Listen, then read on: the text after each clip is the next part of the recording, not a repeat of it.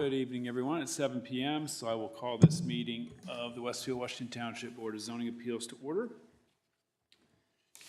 And the first objective is to note the presence of a quorum. Staff? Ms. Fortier. Here. Mr. Hatfield. Here. Mr. Schmitz. Here. Mr. Buller. Here. We have a quorum. Thank you. Next is consideration of the minutes from November 14th of 2023. Those have been distributed. We've had the opportunity to review those. Does anyone have any questions, comments, or concerns regarding minutes? If not, I'll entertain a motion. I make a motion to approve the minutes from November 14th, 2023. I'll second that. Moved and seconded to approve the meetings of November, from the November 2023 meeting. All those in favor, voice vote indicate by saying aye. Aye. Opposed, same sign. Motion carries. Minutes are approved. And we do not have any changes to the agenda, I believe, correct? Okay. So, Dane, if you will review the rules and procedures for tonight's meeting, please. For all petitions, tonight's meeting has the following structure. The department will summarize the petition and describe what action, if any, is necessary to be taken. Then the petitioner will be given up to 15 minutes to present to the board. The president will open a public hearing, and individuals will be given 3 minutes to speak. Those representing a group will be given 5 minutes to speak. Only one member of the group will be given 5 minutes to speak. For efficiency purposes, we ask that those representing a group speak first. The public hearing will be closed when all interested members of the audience have had a chance to be heard, and all emails received during the meeting have been provided to board members. The petitioner will then have a chance to respond to comments, and the board will follow with any comments, questions, or concerns regarding the petition.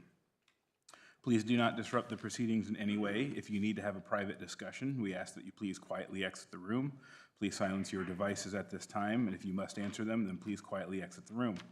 If you are attending in person and wish to speak in regards to a petition scheduled for a public hearing, once the public hearing is opened by the president, then please approach the podium and write your name and address on the sign-in sheet next to Kevin over here. If you are not attending in person, comments regarding a petition should be emailed to planners@westfield.in.gov with the petition name or number included in the subject line, and those comments will be forwarded to board members and the petitioner. During your comments, please state your name and address into the microphone for the record, and we ask that you not repeat previously stated comments. Your presentation will be timed, and if you will be advised when there's approximately 30 seconds remaining. We would like to remind everyone to please speak directly into the microphone so your comments can be put onto the record. Thank you. Thank you.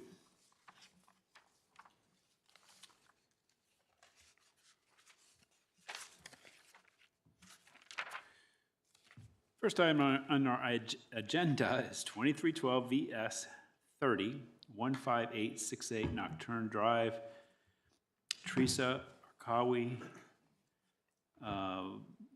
representative of PJE Lawn Care and Landscaping, seeking a variance of development standard to encroach 8 feet into the 20-foot rear yard setback to accommodate the installation of a swimming pool in the Davis Planned Unit Development District.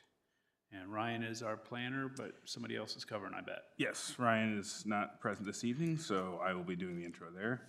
Good evening, members of the board. For the record, Dane Crabtree with the Community Development Department. The item before you this evening is a variance of development standard request for 15868 Nocturne Drive in the Davis Planned Unit Development District, which is the Serenade neighborhood. The request is to encroach 8 feet into the 20-foot minimum rear yard setback to accommodate a pool and deck.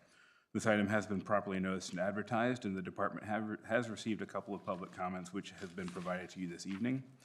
There is a petitioner on behalf of or the representative on behalf of a petitioner this evening to give a brief presentation, and then they'll be available for questions afterwards. Thank you. Petitioner, representative, come on up if you'll state your name and address for the public record, and then tell us what we need to know about your petition. Yeah, there's a button to lower, right? Oh, right here? Oh, okay. Good evening. My name is Ross Klusterhuis. I'll just give you my personal address. It's 8151 East 106th Street, Fishers, Indiana, 46038. I'm still relatively new to the area, so.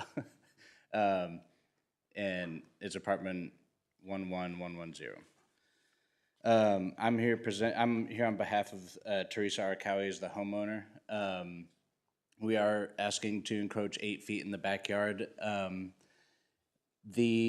At first glance, it does make more sense that it should be denied, but there's a few complications with this property.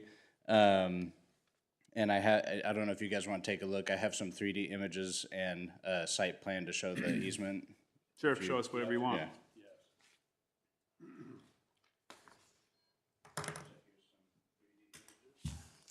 How many of them do you have?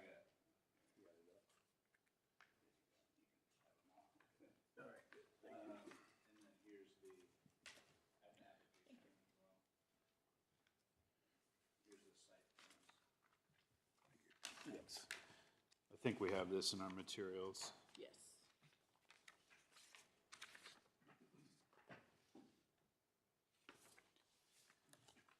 So the original layout by the builder had the pool a lot smaller, and it was located on the left side of the property that wasn't encroaching on the easement.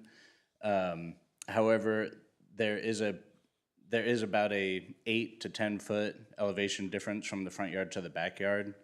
And I hesitate to put the pool on that side just because per code we have to grade our concrete, our landscaping away from the pool.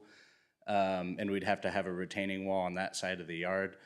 So I would advise against that. What we're actually doing, and what the neighbor who sent in the request was also stating that it was impeding their view in the back. And the only thing that we're building above grade would be the trees, which is something that we can cut back. It's an emerald green arborvitae. It's a smaller variety than the giant arborvitae. But the pool itself and the patio will be at grade, so nothing's gonna be like cutting off any view. It's more of it's gonna be within visual distance. Can I point on the plan? So we would have to build the pool here, and unfortunately, this is where all that grade is coming towards. So we would have to grade, we'd have to build a retaining wall and grade on either side.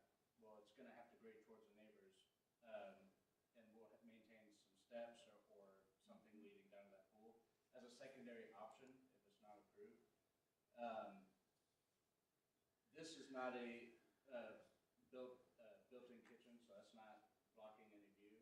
Unfortunately, the neighbors' houses are set back a little bit, so their house is pushed further back into their view, which it's unfortunate, but if we had the pool here, it would still be within visual sight. Their neighbor's patio is right around here. So just as I like to put myself in everyone's shoes. If you'll step back to the podium, we need to have it picked up by the microphone in order to. I like to put myself in everyone's shoes, so I like to, solve everyone's problem. I think that from a cost perspective and from a build perspective, that's the best layout to have and to be able to manipulate the grade as well. And the neighbors may not notice it, but having, a larger portion of that yard graded towards their property would create a wetter yard. It may not have standing water, but it would definitely be wetter. Okay. Anything further? That's essentially it. It's just relatively simple. Like I said, we can cut back the arborvitaes for any visual above grade, but we're just asking permission to encroach on that 8 foot within 8 feet. And you'll be adding a fence, it looks like, and does it have an automatic pool cover? So we are no longer adding a fence. We are doing an automatic pool cover. Okay. The fence may be later down the road, which we'll probably have to apply for a variance for that as well. Okay, But you don't need the fence as long as you have a automatic pool cover, is my understanding, correct? Correct, yep. Okay. Okay. Anything further? Nope, Any questions for a petitioner while he's up? What kind of pool installation? Is this a It- prefab? it's a gunite pool, Okay. So it's not concrete where you? Yeah. It's a prefab. correct. They were initially gonna go with a fiberglass pool, but, we steered clear of that because we wanted to design our own stairs, and, we were gonna do a sunken patio with a lot of cool stuff with an outdoor kitchen, but we cut that out. Okay. But- Any other questions before we start the public hearing? Okay. You can have a seat. You'll have an opportunity to respond to anything that's said in the public hearing. I'm going to go ahead and open the public hearing at 7:11. Does anyone in here wish to speak to this petition? If so, please come up, sign the clipboard, and then we'll give you the opportunity to speak. No one's jumping to their feet, so I assume we are just dealing with what has been distributed electronically, which, to the board, which we'll be reading these, and give a few minutes for others to communicate electronically.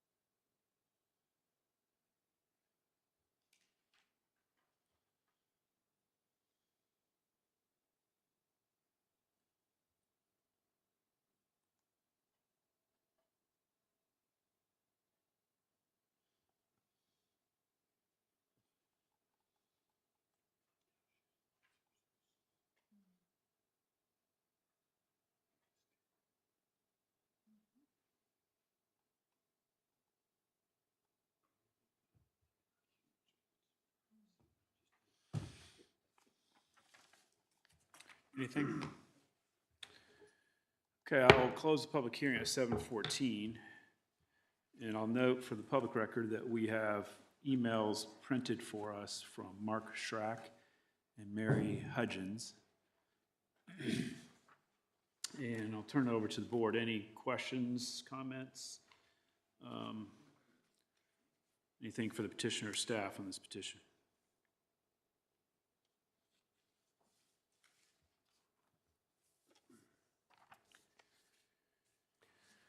No, I mean, the only thing I would say is it's very difficult when you have neighbors that are close by that are not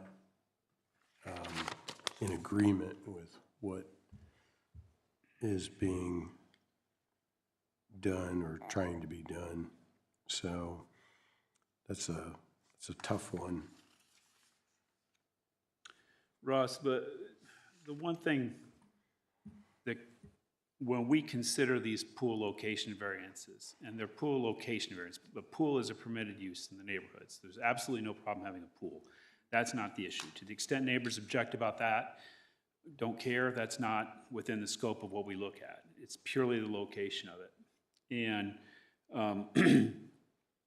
we, with these variances, we have to have certain elements that we have to be able to find. One is that the use of the properties in the area adjacent to the subject real estate won't be affected in a substantially adverse manner. And we, at least from one of the emails, suggest that their properties will be affected adversely, at least in their opinion. Nothing to establish that from a monetary sense, but at least from their own use and enjoyment of the property, they feel would be affected adversely. Another element is that the application of the zoning ordinance would present practical difficulties in the use of the real estate, of the subject property. And you've basically mentioned that, well, they could have a pool, it would just be in a different location. So that presents a challenge for us as well, to say that, yeah, there's practical difficulties in the use of the real estate, can't have a pool if you don't, well, you can have a pool, and you've told us. So those are the concerns I have. Others? Pretty well said it. Have you had any direct, come on up to the microphone so we catch any communication. I understand what you're saying with respect to, grade changes having a significant effect on the neighbor. But you would have a right, I mean, if you could build a pool that doesn't encroach over the setback lines, you could do that. Well, But it may be a situation where a neighbor might like this plan better than that plan. And the reason I'm bringing that up is has the owner had any direct dialogue with the neighbors? so the owners are from another country. They're from Jordan, and they travel all the time. So I've basically been head on the project from the start. And that's partly what I was saying with what I'm trying to please everyone's, because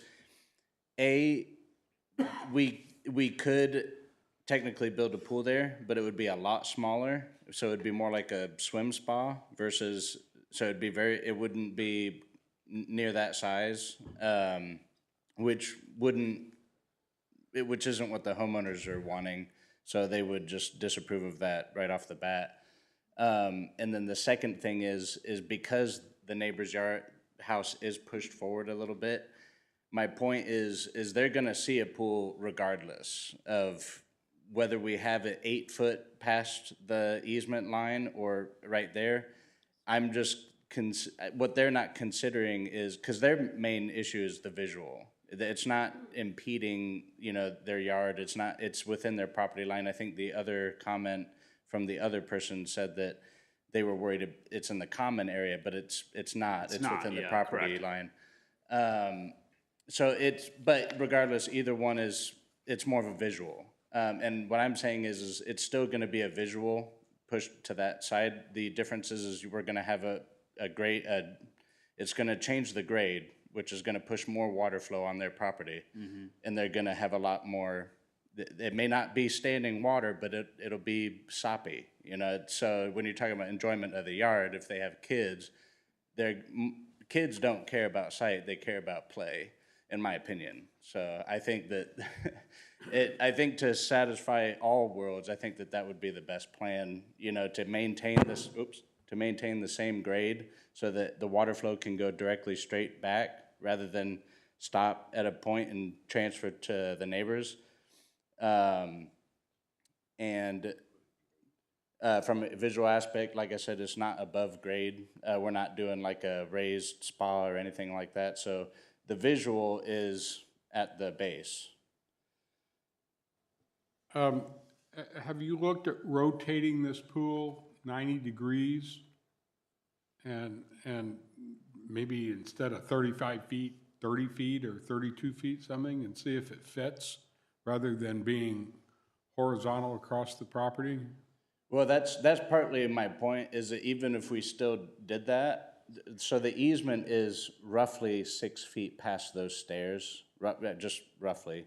So in order to come back within the easement, we would have to have the edge of the pool not come past here, and we could shorten it to 30 feet, but the problem is this grade is still coming directly, and if we have it perpendicular, it's coming directly in all that drainage from the street, the roof line, all that square footage of the whole property is going, to the pool. So we gotta redirect that water. We either have to put a retaining, so no matter how, if we flip it, no matter what, we have to fix that drainage. Because water is the most powerful force on earth. You can only reroute it, you can't stop it, so.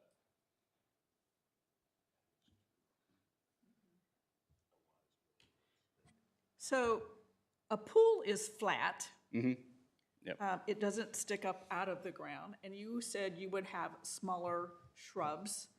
Yeah, if we so could that- push And no it back. fence. Yeah, So basically, the viewpoint is the same as the ground level with the exception of the landscaping, and you could put the landscaping up regardless. yeah. So I kind of don't see the neighbors' blocking of their view because that pool is flat.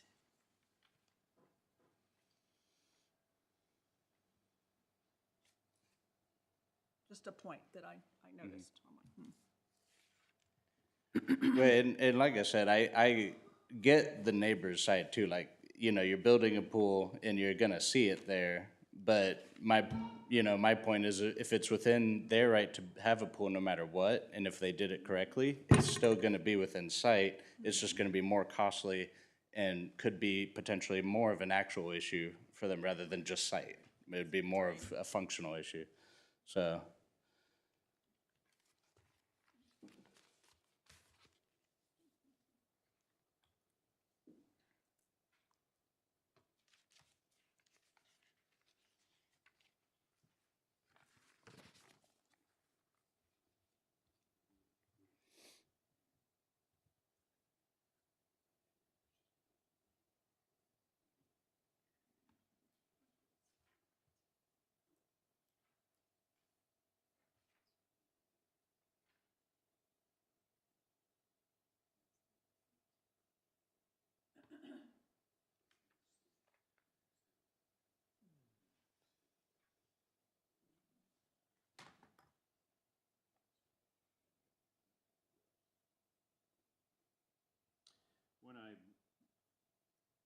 When I brought you back up to the podium, I asked about any conversations. Had you had any dialogue with the neighbor?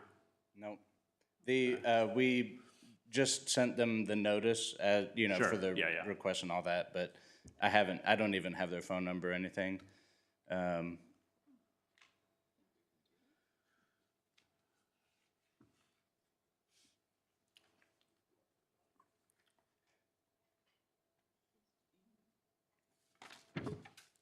And one option would be, I understand what you're saying about that being this being the most viable location for the pool. And maybe they would agree if that option was presented to them compared to other options. Yeah, yeah. Because like I say, a pool is permitted. I mean, a house 2 doors down has a pool, so there's no issue about having a pool. It's just that, the combination of the lot that your clients bought and the footprint of the house didn't leave them much of an opportunity to build a pool. Yeah. And that's not our fault, that's not staff's fault, that's not the neighbor's fault, that's your client's fault. So,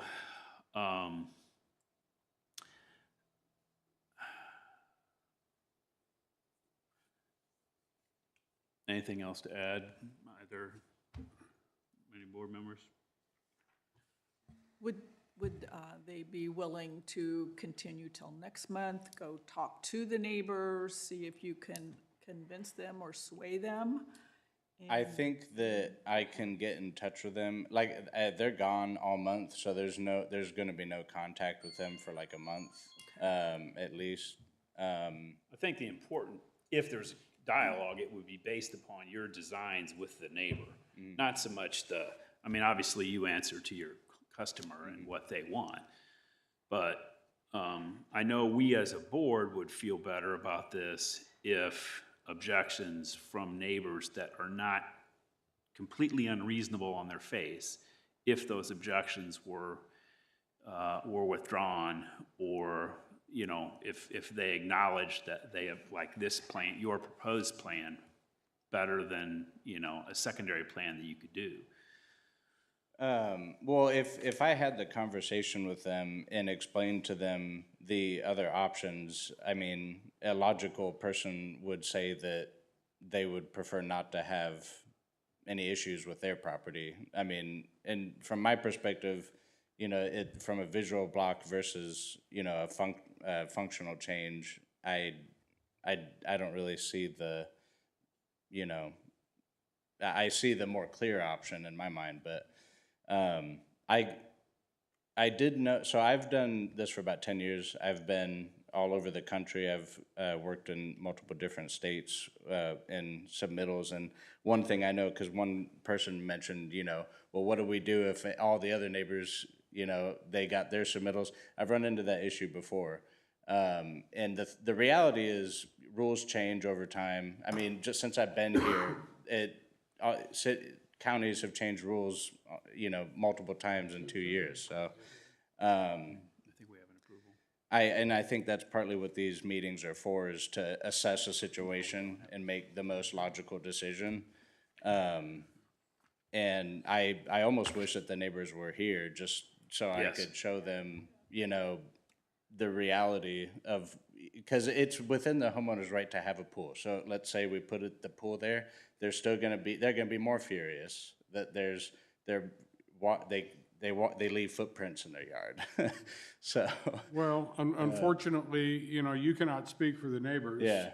And we don't have anything from them other than objections yeah. to what you have. So without that, you know, we're maybe more inclined to table this for a month and see what the neighbors actually say. If you put there, okay, we'll move the pool here that's within the setback area, but this is going to be the consequence on your property if we do that.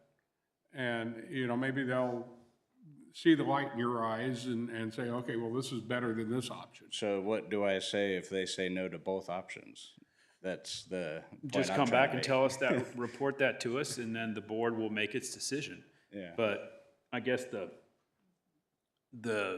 you know, we have petitions like this where we'll review the objections from members of the public, neighbors or whatever, and we'll still approve a request.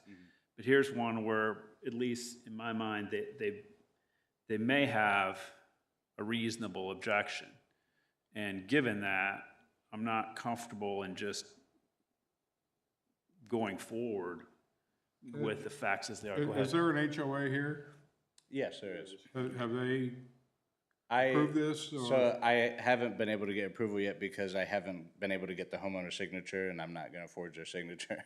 So I'm trying to, yeah, I emailed it to her. I was trying to have it for this meeting, but Sure. I haven't heard from them It's a at all. separate process, so that's Yeah. fine, but like, no, but we were curious about it. We usually get them when you have them. I was trying to have it for this meeting, and I couldn't That's get it. fine. Right, and it may have helped you. Yeah. If you had it, because there's not only the neighbor right next door that is resisting this, but there's another neighbor that's a couple of doors down.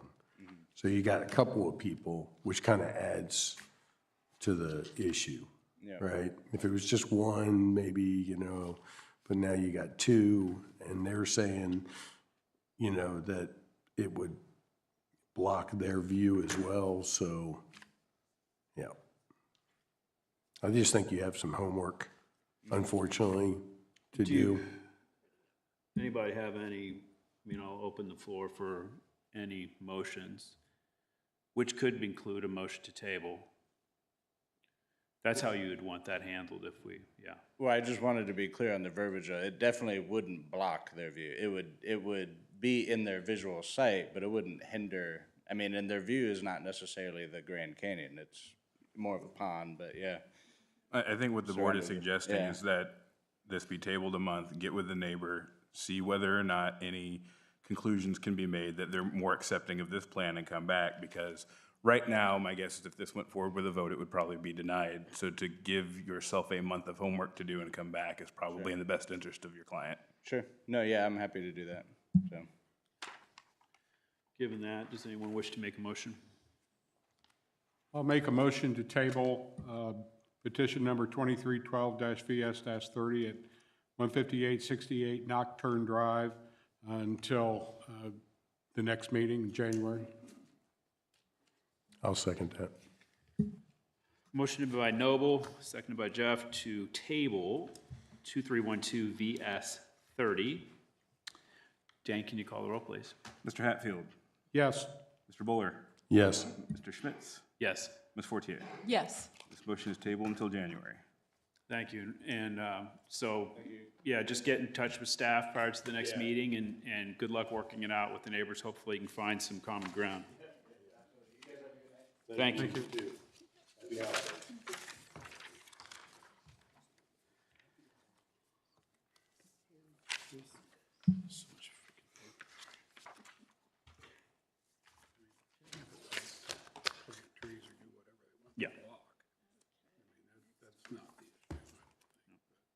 Next item for our consideration, 2312 VS 31, 901 Oak Terrace Road, Gradison Building Corp., on behalf of Gary and Kathleen LaTulip, seeking a variance of development standard to permit a new home to encroach 10 feet into the 22-foot minimum rear yard setback on .26 acres in the Chatham Hills PUD district. And Lauren Gillingham is our staff planner on this petition. Thank you, Mr. President. For the record, Lauren Gillingham with Community Development. So, as you said, this is located in Chatham Hills. It is an undeveloped lot. It backs up onto the first hole of the championship course and is one of only 2 undeveloped lots on Oak Terrace Road. Topographically, the lot slopes downward towards the northwest, as you can see here, making it a little bit difficult for the home to be located directly at the front setback line. To accommodate this grade and preventing the builder from having to bring in a lot of extra soil and bringing the grade back up, they're deciding to place the home about 8 feet back from the front yard setback.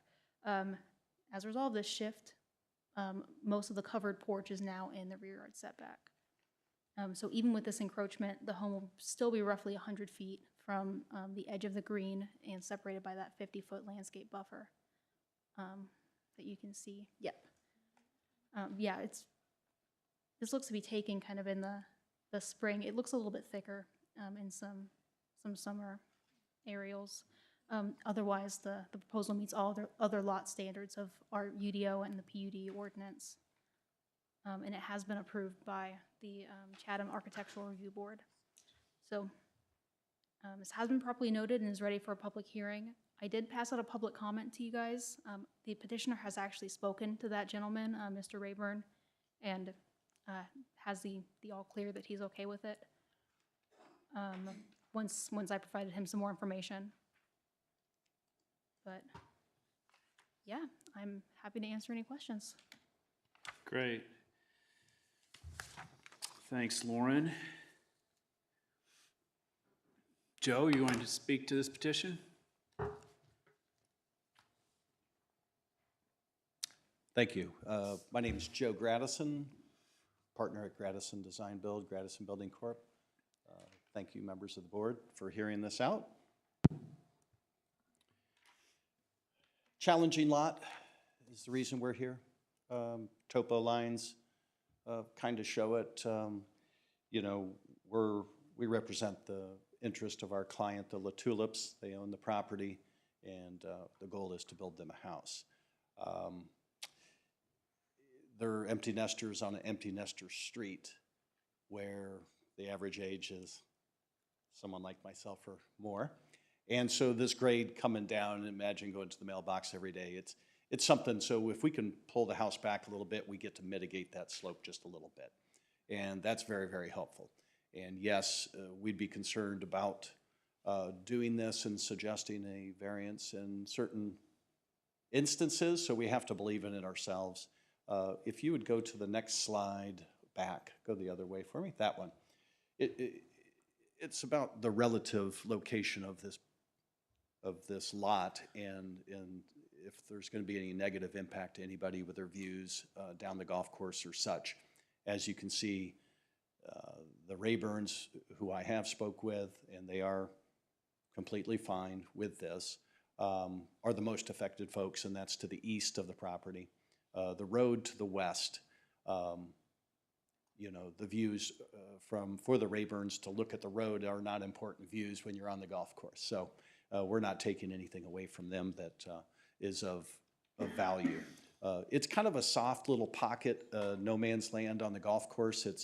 It feels like more of just a private lot than it does an on-golf lot. So in our professional opinion, it's kind of not affecting anybody.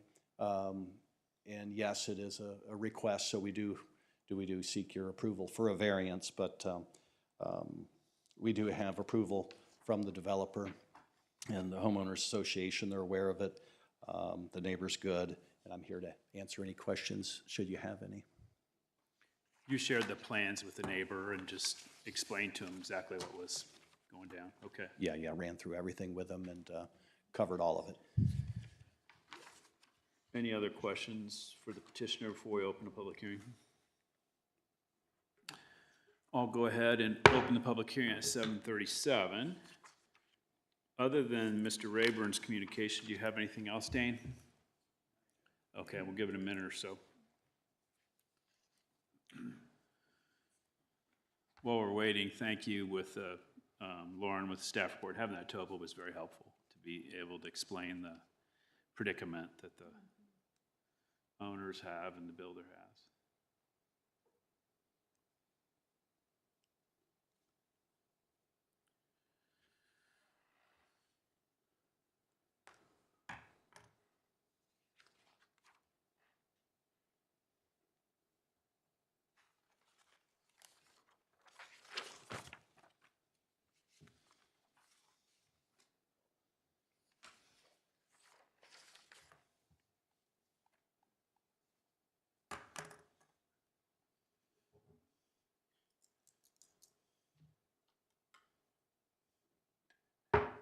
I'll go ahead and close the public hearing at 7:38.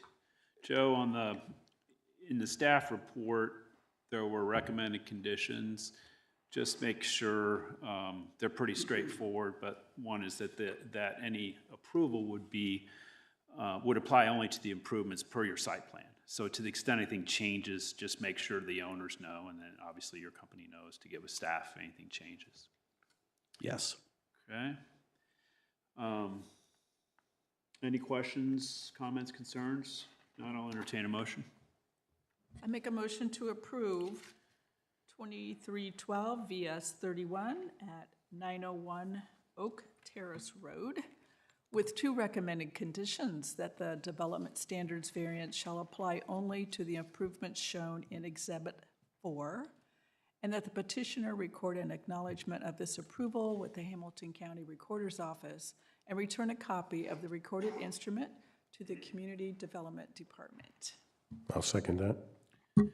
Motion by Janine, seconded by Jeff to approve 2312 VS 31, subject to the two recommended conditions in the staff report. Dane, please call the roll. Mr. Buller, Yes. Mr. Schmitz, Yes. Ms. Fortier, Yes. Mr. Hatfield, Yes. motion carries. Thank you, and I'll make a motion to adopt staff's findings of fact for the approval of this petition. Second. Motion by myself, seconded by Ms. Fortier to adopt staff's conditions for the approval of 2312 VS 31. All those in favor, voice vote indicate by saying aye. Aye. Opposed, same sign. Motion carries. Matters approved. Thank you. Thank you. Merry Christmas.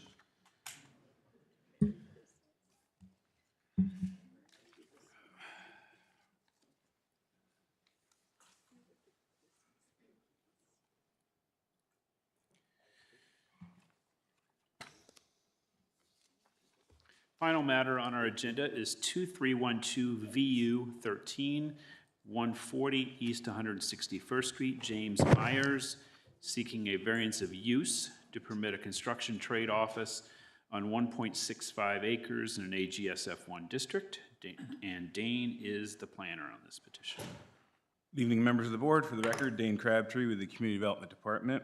The item before you this evening is a variance of use request for 140 East 161st Street, a 1.65 acre AGSF1 agriculture, single-family rural residential zone parcel.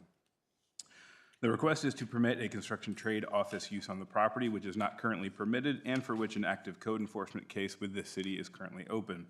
The staff report provided gives a background on the existing conditions of the property, prior variances, and surrounding property information.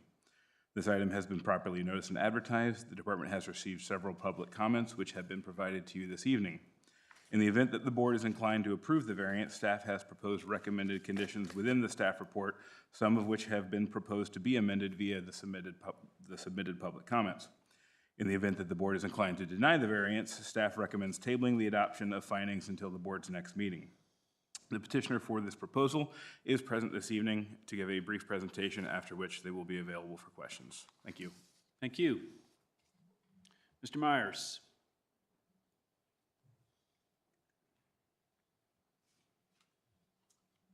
Hello, board. Appreciate your time. My name is James Myers. This is my wife, Eva. We have lived at the address 140 East 161st for over 28 years.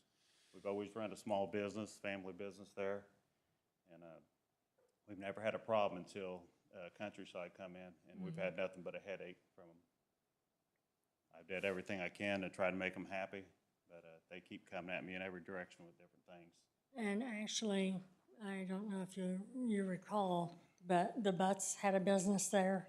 There's been a business there since the 70s, nonstop. We moved in there in 1995, and that's when we started ours, but there's never been not a business at that location, so. And there's business everywhere around us there that's been after us. And a construction company to the south, 5 houses down, the Gonzalez Construction. And I don't have a problem. I'll mention them, but I don't have a problem with any of them. Right. They don't bother us. Okay, is that it for your presentation? Well, I mean, the Odos are here going against it, but they even called us to get to get an estimate for a hot tub.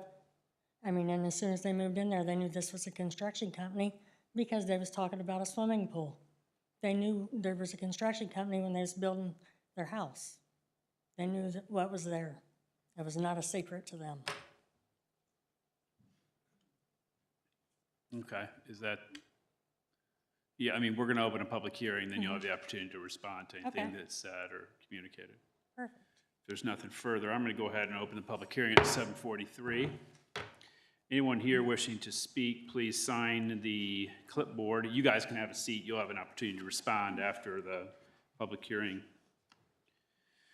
Anyone here wish to speak, please, one person stepping up. If any others wish to speak, please sign the clipboard, and then we'll have your opportunity after. You know, you can kind of slide as, I just don't want to take the time signing, so we'll have you sign before you speak.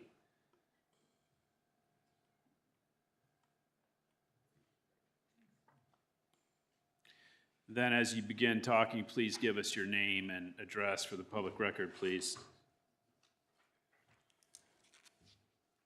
We begin now? Yes, please. My name is Donald Johnson. I live at 33 Marklerville Lane.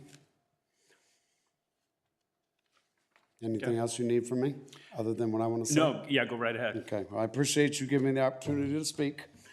I've never met the Myers myself.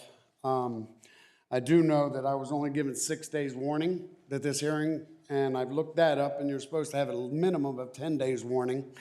But this mail came 6 days ago, so I was in a heart hospital yesterday. I had very limited time, or I would have had the hundreds of pictures that I could only get one because, like I said, limited time. But I have hundreds of pictures. I have hundreds of audio of this man up until 10 o'clock at night, dumping dumpster after dumpster, dump truck after dump truck loads on his property, which echoes right through our houses. 2.5 years ago, my daughter, we had to move her room from the back of the house to the front of the house because at 9:30 at night, He had a 30-foot tall, 500-pound metal concrete breaker. He ran it till 9:59 p.m. on a school night. No consideration for neighbors. I have so many videos, but like I said, don't have the time here with 3 minutes. So I just wanted to bring up, like I said, 6 days notice when it should have been 10 to 14. Don't understand why I only have 3 minutes when I have to listen to this man's heavy equipment every evening for the last 3 years. That big building he has was not there when I bought that house, or I wouldn't even have bought my house. Okay, it towers over all of our houses. Then he added these big spotlights on it, which as soon as I had Brandon Oliver to my house, they were cut off the next day. People there are up there working until 10 o'clock at night. Mexican, Latino, because I can hear them speaking. Personally, I think there's been times where they were living in that building. I don't know that for sure because I'm not going to trespass to find out if someone's living in there. But Mr. Gonzalez asked me to speak on his behalf as well since they brought up to Mr. Gonzalez. I was at his house today. He is on a plane to Mexico right now. Westfield has made him move his business. And he has a big problem with why these people can have a business, but you all are making him build a $3 million structure because his business is no longer allowed at that property anymore. I myself got a certified letter from the city of Westfield 2 months ago saying that I was running a business out of my house. I own the largest, we actually painted this room 3 years ago for y'all's enjoyment here. We painted everything in here. But my company's Preferred Home Improvement. We park our 2 vans out front for safety reasons. There's a lot of burglary. A lot of people want to break and take other people's stuff these days. I got a certified letter saying I was running a business out of my house. Brandon Oliver then came back and said, you're not running a business. You're literally just parking your trucks here. You're not making any noise. You're not blocking any traffic. You are fine.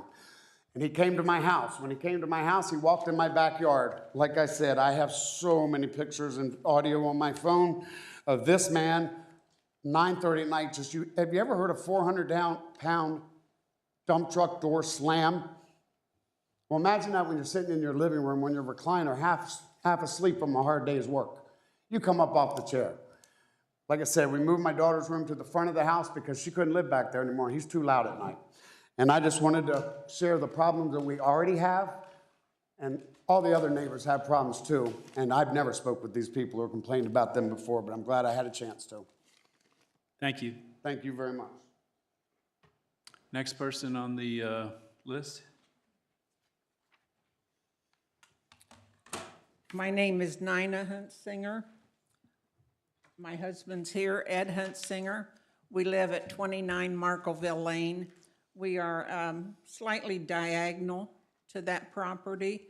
And I want you to notice that that big building he built, we call it a ginormous building, is actually closer to our houses than his own.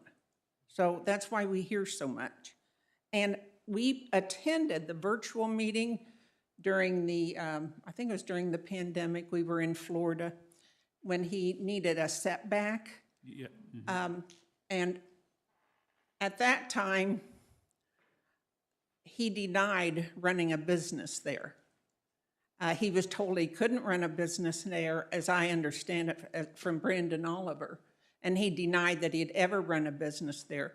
But we've only lived in Westfield 12 years. I was technology coordinator for Elwood Schools. We moved here to be closer to our children.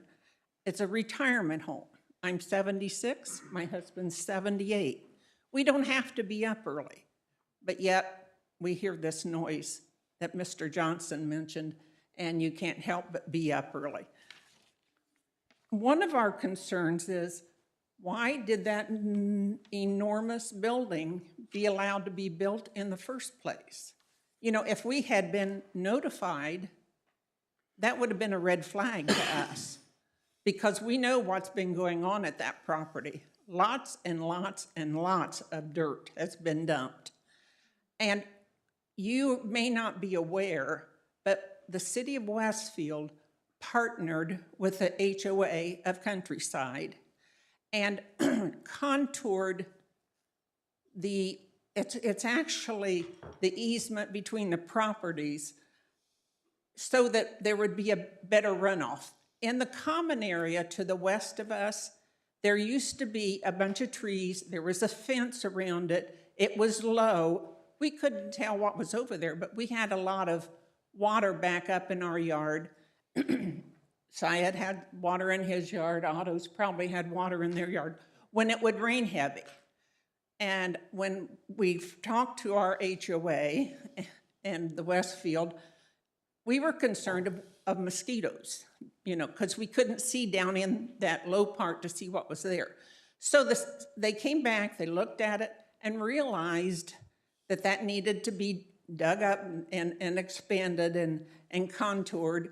And we got a new fence because it had fallen down and so forth. But when they opened up that common area, there were 2 water drains, sewer, what do you call them? Storm sewers, 2 storm sewers that were plugged. So that helped us enormously. But then this building went in and we're back at the same problem. And dumping and dumping and dumping has raised his level.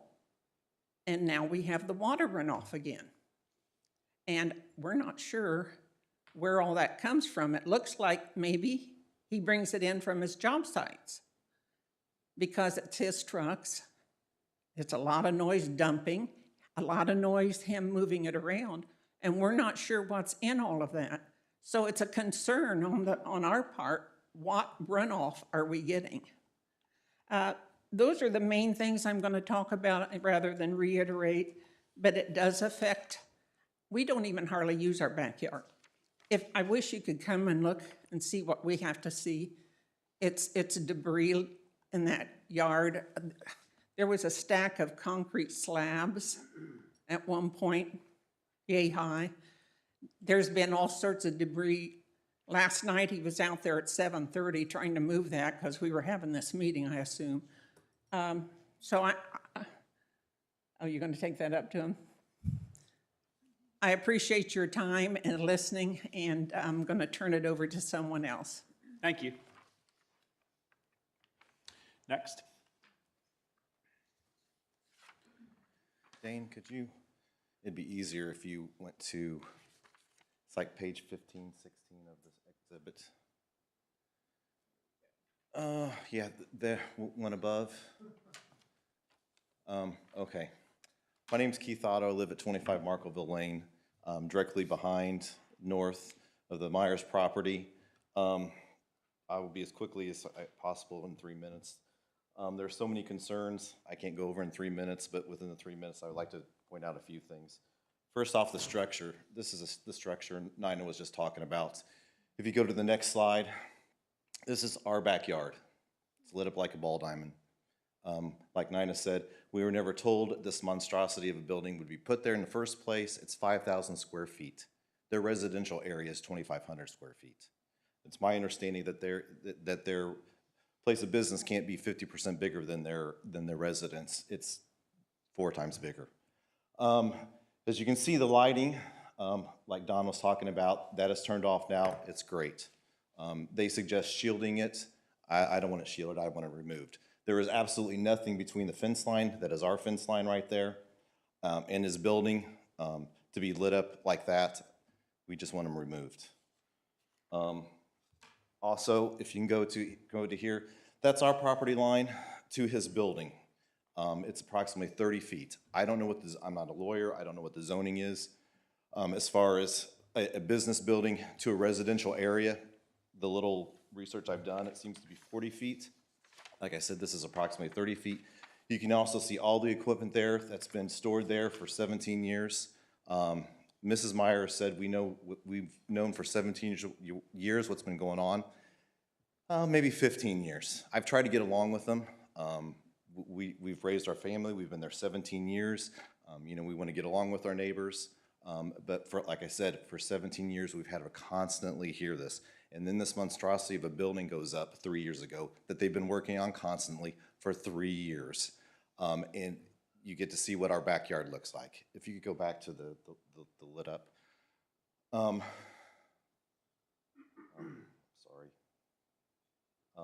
So with our backyard, we've put tens of thousands of dollars in our backyard. You can see a couple trees we put up there and bushes we put up there. We've had to have our backyard regraded for $5,000 because of the water that comes off his property into ours. The problem is, in between our yard and his building, the landscape has been changed, I don't know how many times in that 17 years. He's put mounds there, he's put trees there. He takes the mounds down, he takes the trees down, he puts concrete barriers back there. So that constant change in the landscape has changed the drainage back there, and it goes into our yards, it goes into Hudsinger's yard, and it goes into our neighbor directly to the west of us who isn't here tonight. Along with the grading, we've put thousands of dollars of trees there. We have a huge back patio back there that my wife and I enjoy at with a hot tub. We haven't been able to enjoy in our hot tub this whole fall because of the lighting back there and because of all the construction. The original plans on this building showed, 3 years ago, we had to come in here about the chimneys because I complained about the chimneys. I don't know what he's gonna be burning back there. It had no plans for the 6 windows you see on the left side of the building. Those were put in approximately 6 months ago. Again, look directly into our yard, look directly to our hot tub area, our back patio, even into our back windows. So we have no privacy anymore. Mention that. One final thing, you know, as Don said, he currently works from early as 5:30 in the morning to 10 at night.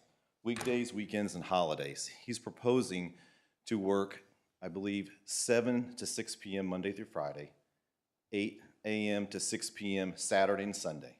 That's 365 days a year. That gives us no break back there. Weekends, holidays, we've had birthday parties, we've had Christmas, Thanksgiving. He's always back there digging stuff up, moving stuff around, dumping stuff. I have no idea. But like I said, after 17 years and after this coming up, we're just kind of over it, and hopefully it can be rectified by you guys. Thank you for your time. Thank you. Next person. Hello, I'm Noelle Otto, his wife. I live at 25 Markettville Lane. This is our home. Thank you for listening to us. I appreciate the time. Here I am standing in front of the board talking about James Myers again. Do you know what it's like living behind James Myers? His property is a construction zone. Chronically, for the past 17 years, he has worked on his property day, night, weekends, and holidays chronically. Myself, my husband, and my neighbors have been coming in front of this board for years. Written letters, given testimonies, shown pictures and videos without resolution. In an email from Beth Copeland dated March 16th, 2021, she states, and I quote, "I am told by the city officials they have found no current evidence Mr. Myers is operating a business out of this property," end quote. In the variance application affidavit, Ms. Myers states, and I quote, "I have lived at this address for 28 years and have always used my property for construction use," end quote. Google has this address listed as James Myers' business since 2002, and the Indiana Business has this residence listed as his business since 7/31 of 2002. My question is, has James paid his taxes to this business for Westfield for all of these years? In the complaint letter from Brandon Oliver dated October 23rd, 2023, shows the topography changes of James Myers' property since 2014. I can prove these changes have been happening since 2006 when we built our home. For the past 17 years, we have been living next to a construction site daily. In the affidavit from Ms. Myers, Section A, Ms. Myers states that this business has a privacy fence on her property. This is a lie. We submitted on December 11th, 2023, the receipt for our fence and that it is on our property. In Section B of the affidavit, Ms. Myers states that the garage is 5,000 square feet.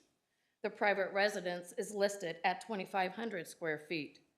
According to Chapter 6, Section 6.12.C1A, a lot's outside storage area shall not exceed 50% of the principal building's gross floor area.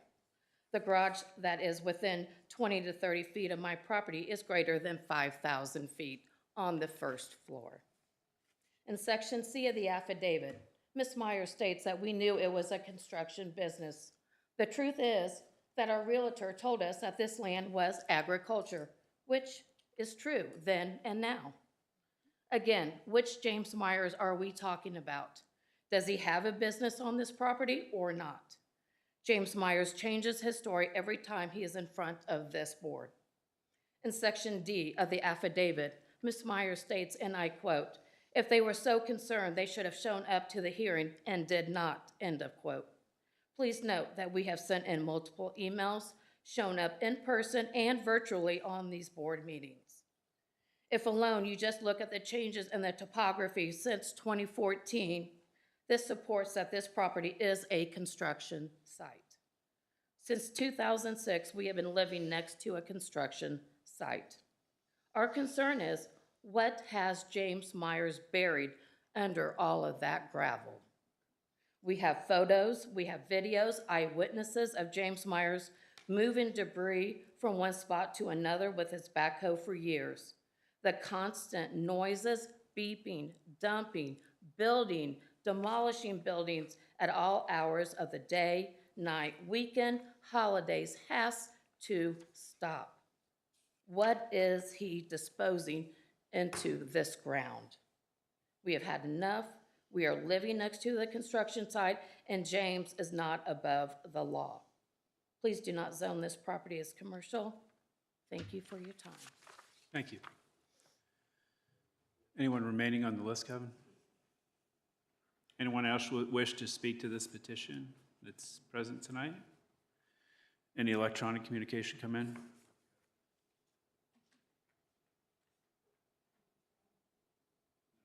I'll go ahead and close the public hearing on this petition at 8:02.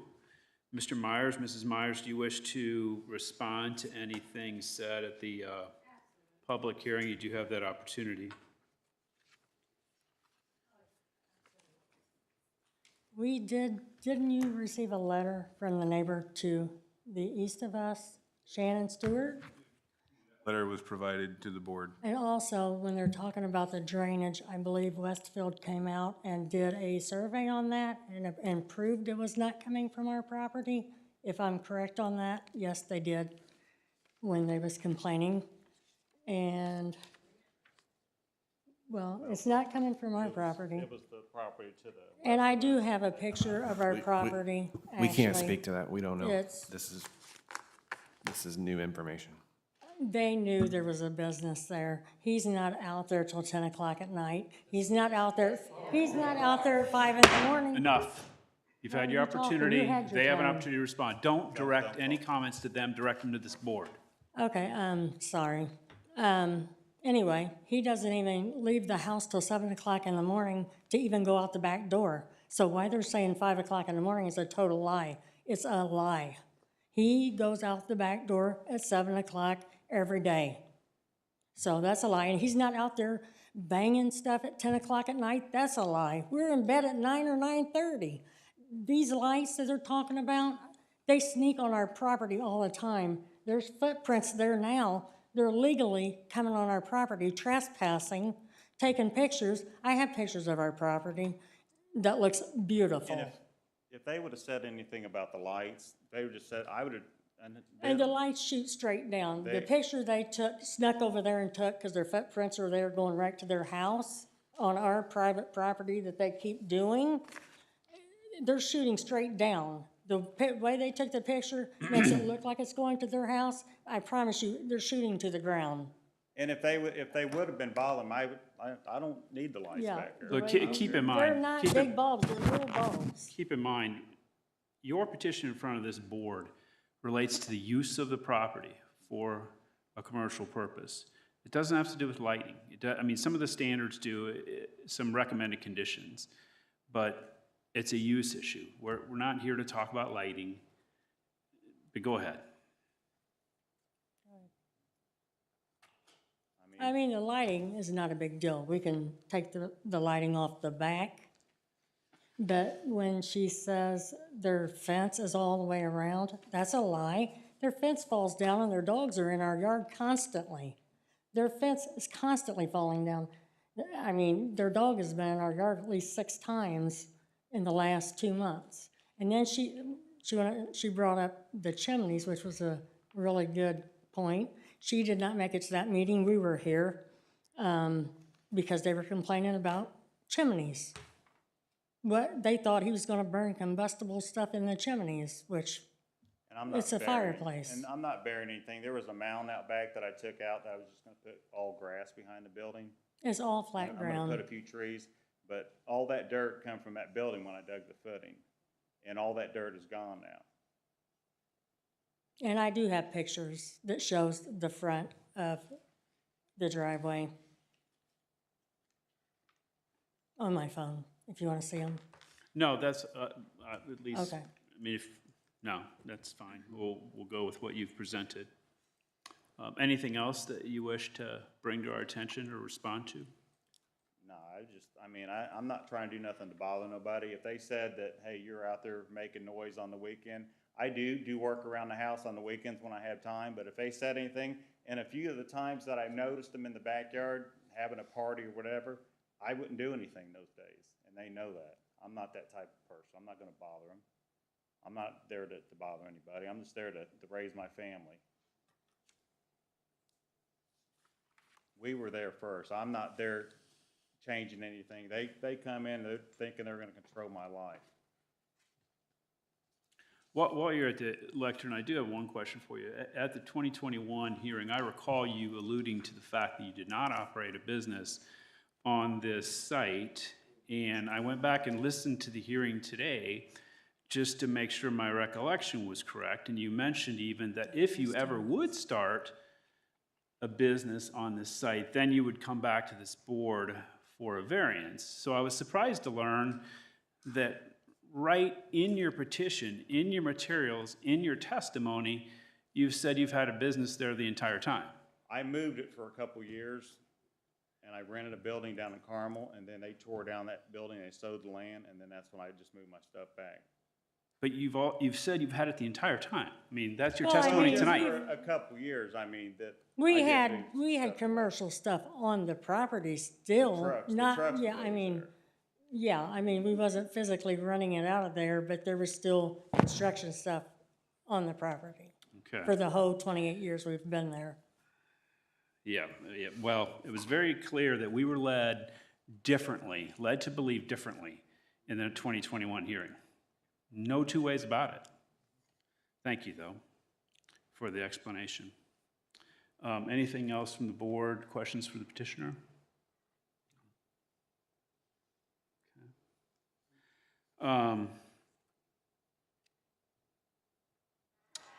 Questions, comments from the board?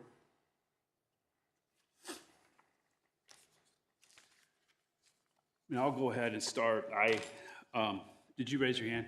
Sir, once the public hearing is over, we can't take any more testimony? It's not a testimony, I just want you to know, I have video time, date stamp of the noise coming from his property up till 10 p.m. Okay, we can't have any further testimony. It's not the appropriate time.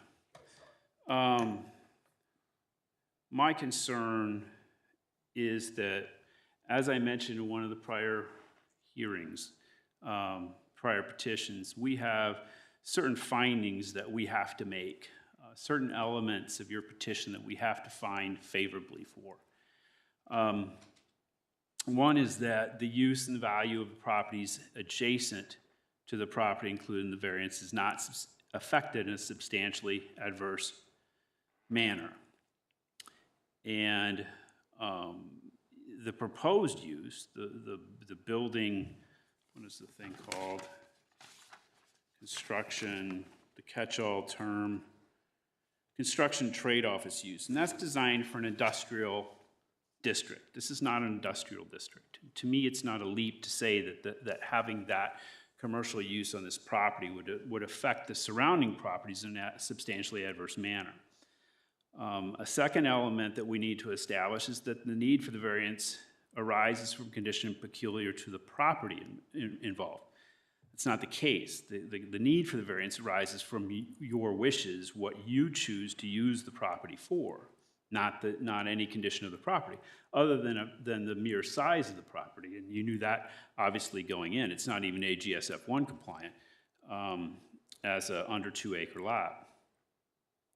Another element is the application, strict application of the zoning ordinance results in practical difficulties in use of the property. Properties in a residential district can be used residentially. It also has some agricultural uses, so there are uses for the property. And it doesn't that we have to find that the property does not interfere with the comprehensive plan. And I would not say that having a quasi-industrial use would be consistent with the comprehensive plan. The comprehensive plan requires buffering, as I think someone mentioned, requires buffering between inconsistent uses, between commercial uses and residential uses, and that's not the case here. The comprehensive plan calls for suburban residential. That's not the nature of this property. The proposed use wouldn't necessarily be consistent with that.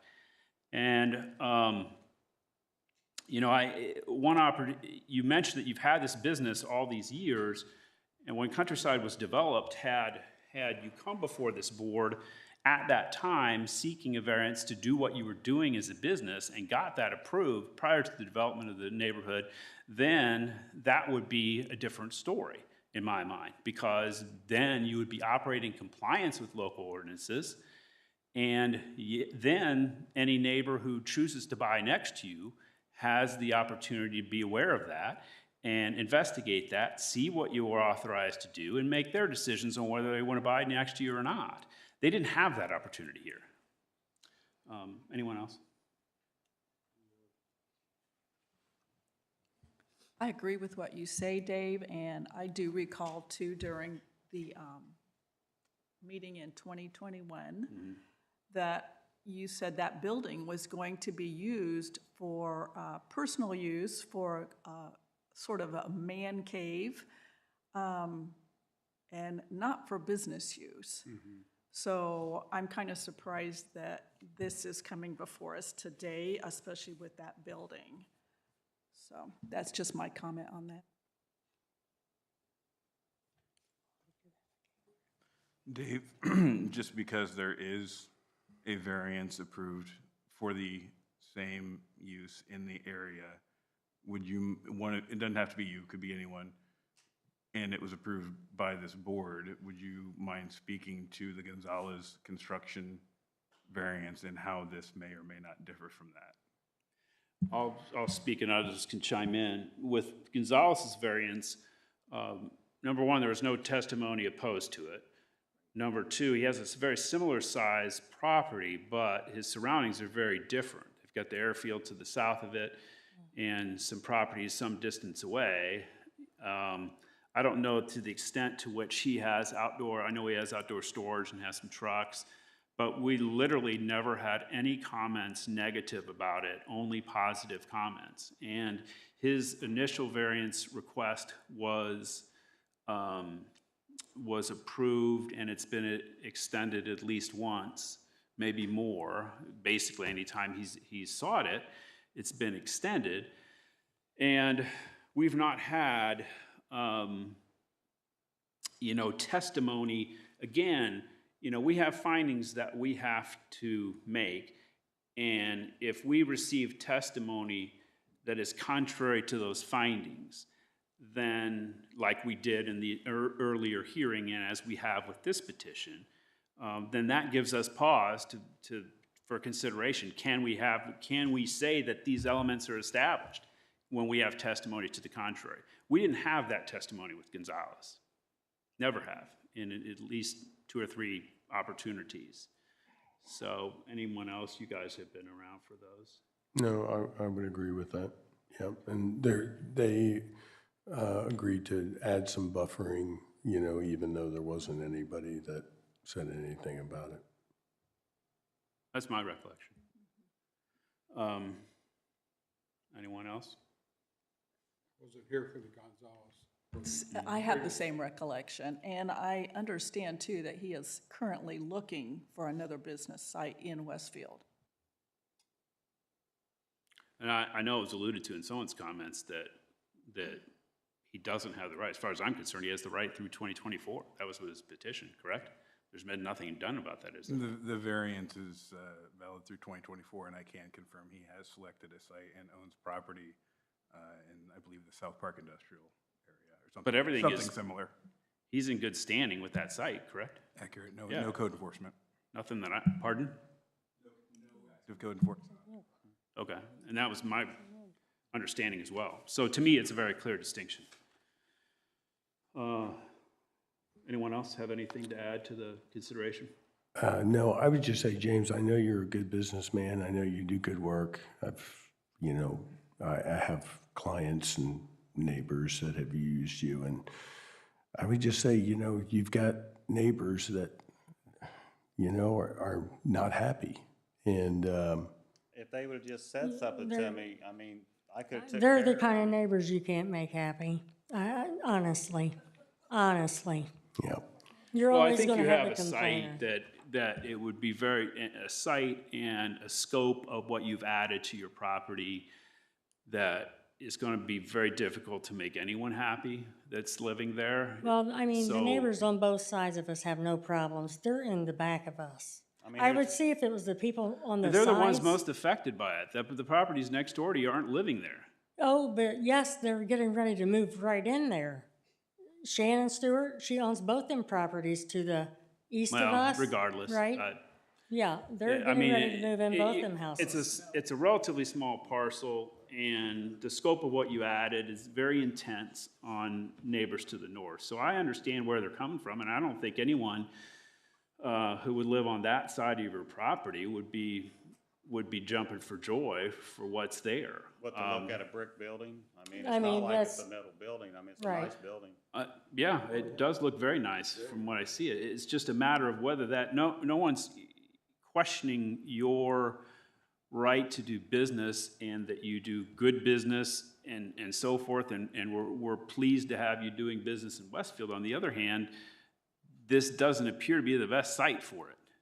That's the problem. You've got a site that is in a location that's been swallowed up by development, and you've got a fairly intense activity in an area that is not conducive to intense activity, in my opinion. So it's okay for them just to come in, build the houses and change the way you live? Yeah, right? That's what you're saying? I mean, that makes no sense to me. We were here before they were. She and You her don't, husband, they both knew. They today, both you do knew. not have the legal right to operate a business there. The business scale of what you're doing. So I recognize what you're saying, but just because you did it doesn't mean it was permitted. And if it was permitted, you wouldn't be here tonight. Yet you are. So I understand what you're saying, but I don't buy it. But that's just me. Anyone else? I agree with you, Dave. Well, I'll entertain a motion for the consideration of this petition.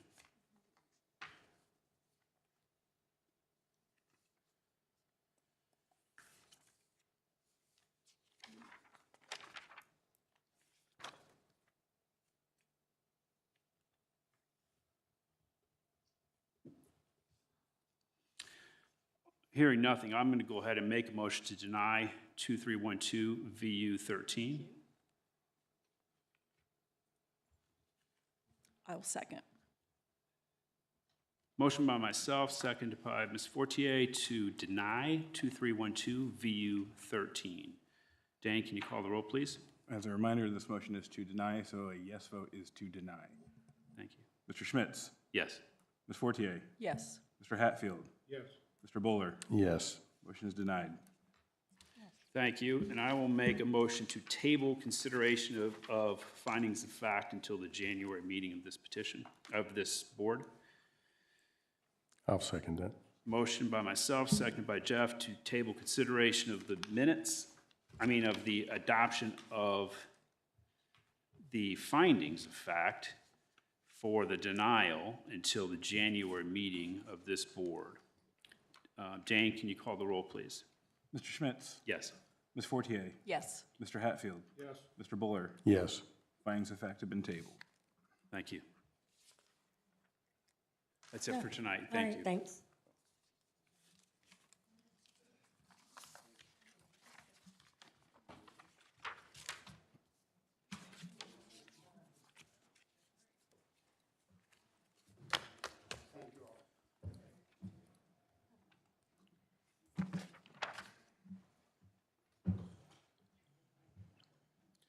Give a minute or two for people to vacate before we finish our last few items. Y'all enjoying the paint job. My company painted this place 3 years ago. Looking good. It looks good. Have a good one. Yep, Two. you too. Get better. Yeah. Monday, December. May I ask a question? So what is the next step as far as him? This board will adopt findings of fact for the denial, which is more of a procedural thing than anything else, and that'll be considered and adopted by the board in January. So the denial is effective. His request was denied. So that's the only thing in front of us. And then the findings will be considered, and that's just kind of a formality, a procedural formality for our file, and that'll be done in January. No.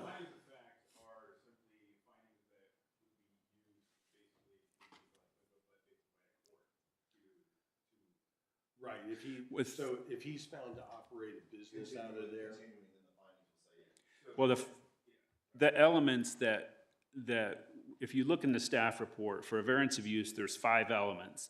And there are 5 findings of fact that we must find to approve a petition. So when we deny something, it's because we cannot do that. So then we'll go, when we approve something, it's pretty straightforward and we adopt those right at the time. With denials, we sometimes will wait just to make sure we have them drafted correctly. And so that's the process that'll happen between now and January. But those are just simply backing up what we did tonight. There's no new consideration, no new testimony, no new, typically no one shows up either pro or con at the subsequent meeting.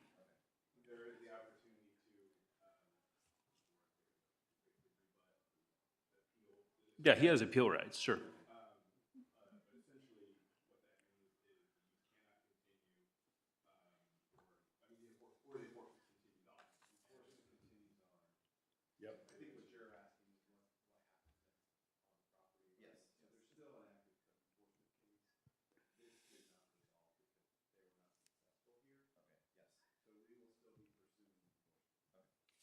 With that being said, he's been lying that he has been running a business and said he hasn't been doing it.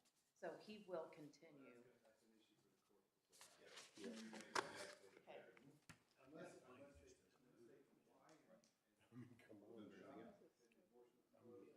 No problem.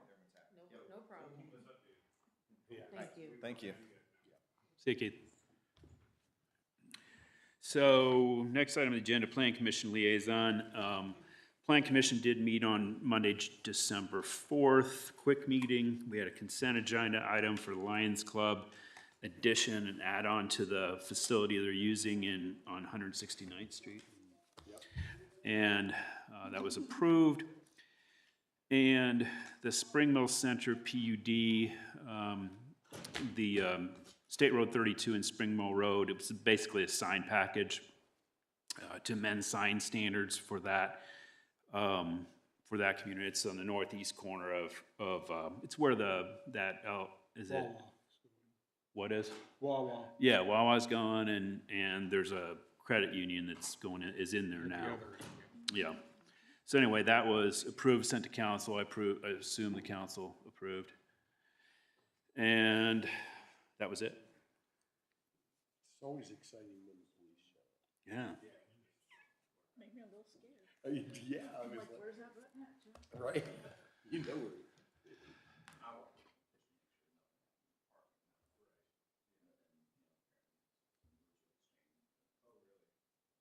Thank you for being here. Have they left? Have they left? The Myers left, and then we got an option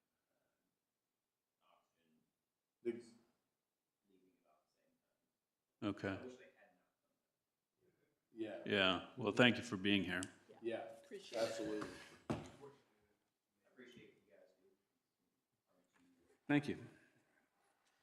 Litigate. Yeah, absolutely. Hey, this has been an ongoing issue. It was a great way to end my last meeting. Yeah. Community Development Department, anything for us? No, Anybody want any cookies? You want some Merry cookies, Christmas. man? Enjoy your Appointments will be holiday. And for, I mean, it's potentially everyone's last meeting. Janine is definitely stepping off the board.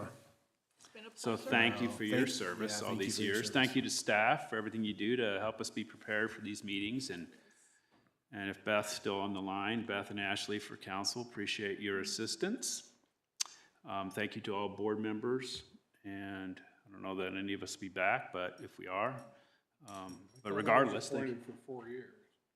I don't know, were you? Yeah, I think BZA has staggered. That's what Oh, we are? I don't know. Unlike APC. Well, whose terms are up, do you know? I I don't know. was appointed for 4 years in March. Oh, so you're in. He's got a while. You might be president next time. No. Yeah, that's, we're definitely something we're gonna have to work through with the. If elected, I will not serve. I'm sure. Well, thank you to everyone for all your time and help. I want to say Merry Christmas to you. Thank you, Jeff. You're welcome. I wouldn't leave. Where did I we wouldn't ever leave get the without it. Merry Christmas? I always was taught Happy Christmas. Happy Christmas. Because as was exclaimed as he rode out of sight, Happy Christmas to all and to all a good night. Huh, I don't know. I like Mary. Mary's good. Well, Happy's on that fine, too. note, Community Development Department had nothing for us, so I will make a motion to adjourn at 8:27. I'll second.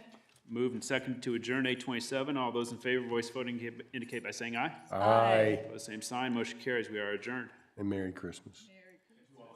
And to all. Good night.